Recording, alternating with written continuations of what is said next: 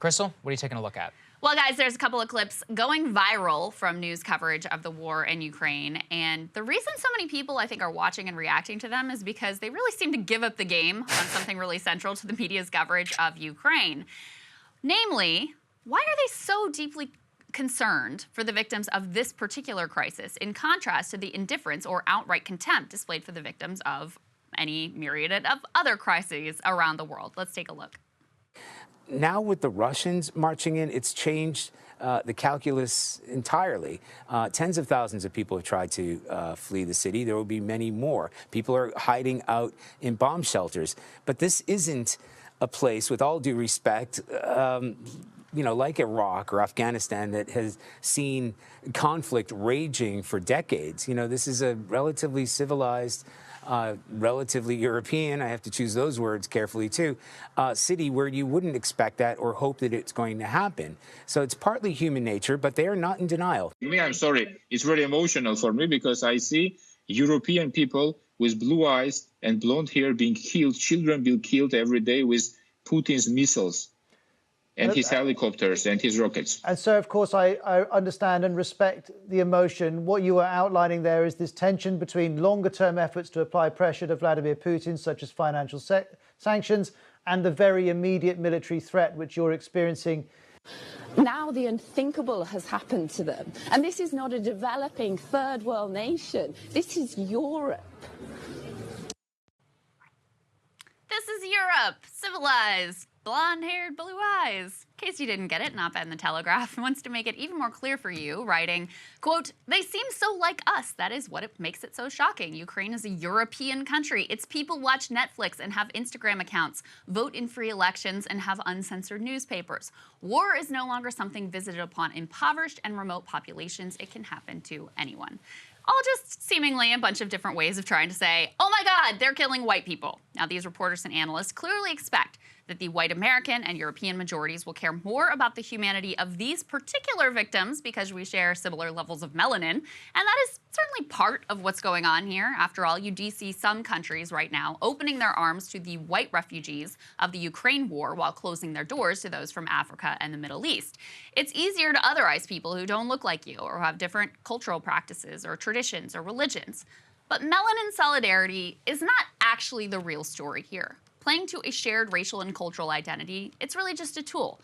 It's a means to an end that the news media is using to persuade Americans that they should care more about the people in this conflict than in any number of other conflicts that they are not covering whatsoever. This is a classic case of the phenomenon Noam Chomsky and Edward Herman describe in Manufacturing Consent, how the media picks worthy and unworthy victims, choosing which stories, protests, wars, famines are worthy of coverage and worthy of displaying the humanity of the people impacted, and which should either be ignored completely or actively demonized. And the deciding factor here is not actually race or culture or which continent the events happen to be unfolding on. The deciding factor is which narratives are most convenient for the U.S. government. Just ask yourself this question. Why was it that for decades of the Afghan war, the Afghan civilians killed by the U.S. state were considered unworthy victims? Then, for a brief period during our withdrawal from Afghanistan, suddenly Afghan civilians were worthy victims. And then the news media cared deeply about the fate of the women and girls who would live under Taliban rule. Then, just as suddenly, now that there is a mass famine caused by our own cruel theft of the Afghan government funds, Afghan civilians are once again unworthy victims. The ethnicity, cultural practices, and level of development of the country did not change. What changed was which narrative was convenient for our state. In fact, within the very same country, at the very same time, some victims were deemed worthy and covered as such by the media, while others were not. So victims of American drone strikes, unworthy. The Afghan girls' robotics team, worthy. All because of what the U.S. state wanted highlighted and what they wanted suppressed. It's disgraceful how the corporate news media is happy to manipulate Americans' most noble humanitarian impulses and channel them in directions that are convenient for U.S. power.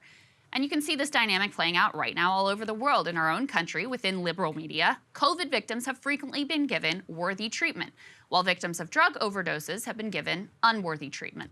Looking around the world, Cuban protesters and Hong Kong protesters were given worthy treatment since they were opposing governments that our elites don't like.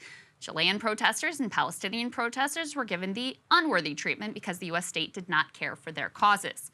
Perhaps the most glaring discrepancy right now is between the way that the Ukrainian war is being covered and the way that the Saudi war in Yemen is being ignored. In Yemen, the U.S. has been backing our ally, Saudi Arabia, in a proxy war that has left the Yemeni population starving and completely desperate. In fact, Yemen is currently considered to be the world's worst humanitarian crisis, with millions of children in danger of starving to death. But since the U.S. is complicit in causing this particular war and its attendant mass suffering, you don't hear a whole lot about it. On the contrary, for all the flaws of the media's coverage of the Ukraine conflict, and there are many, they have gone out of their way to treat the people suffering there with humanity.